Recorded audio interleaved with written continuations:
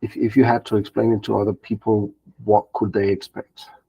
Psyche, a good way to describe it is you come in with like something that's limiting you, and rather than approaching it in a way of like, oh yeah, we're gonna try to jump to solutions, it's fixing it in a very, I would say, more of a spiritual and physical way.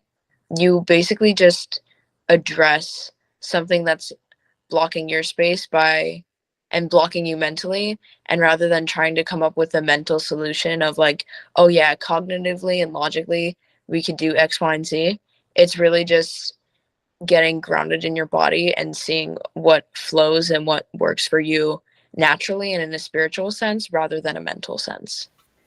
You need to be present and non-judgmental. I would say those are the two biggest things, and go in without having expectations. You shouldn't be anticipating a certain outcome, I guess is what I would say.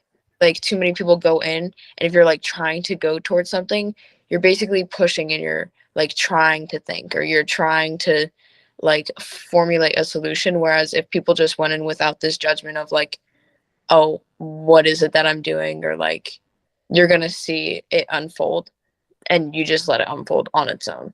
You and I, we only had one session. Did you notice a shift or something change afterwards?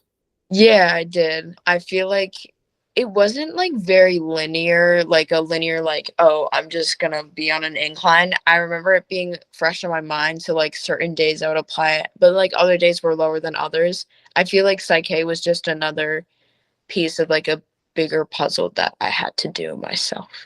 I feel like it's not gonna be like an albeit all your problems are solved. And that's something that people should understand before going into it too. It definitely is a process.